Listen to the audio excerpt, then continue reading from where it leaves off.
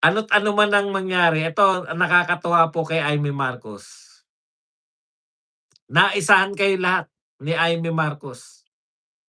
Akala niyo 'di ba? Akala niyo yun na yun 'di ba? Oh, ngayon, eto ngayon ang post ni Amy Marcos ngayong araw.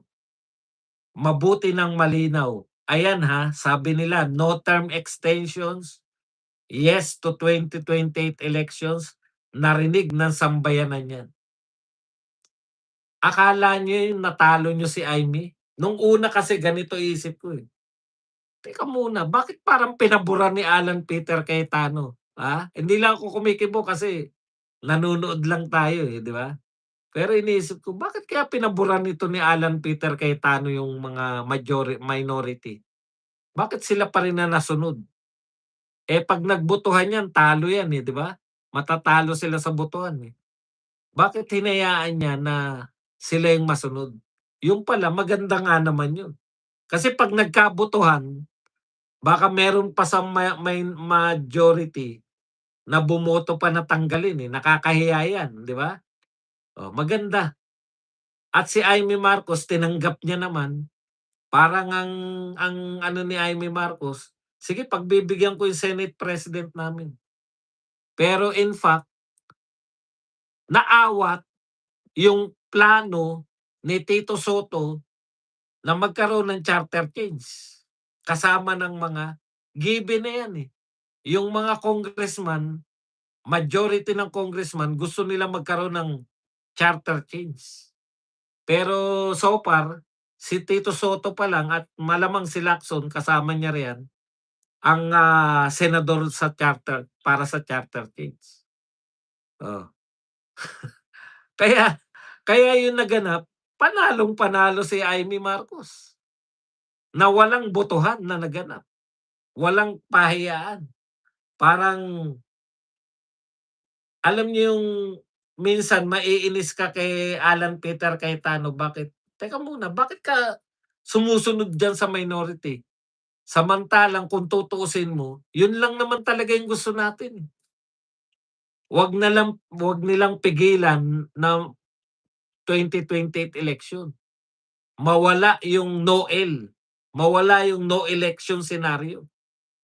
O di tagumpay si Amy Marcos, tagumpay din yung kagustuhan natin.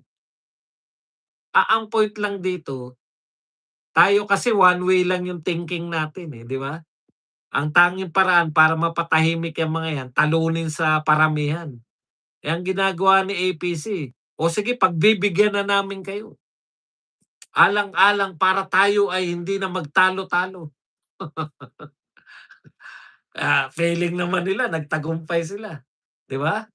Ang yabang pa ni ano, eh, may sinasabi pa ngayon si ano, si, Risa Ontiveros, sabi ni Risa Ontiveros, kahit na nagpapasalamat daw siya na binawi ni Amy Marcos yung kanyang, speech. Pero kahit daw matuloy sa botohan, mananalo raw sila, oh. Pero masaya daw siya kasi nanalo sila, kumbaga gusto niyang palabasin na nanalo. Eh, kayo pala nanalo, bakit ang lungkot mo?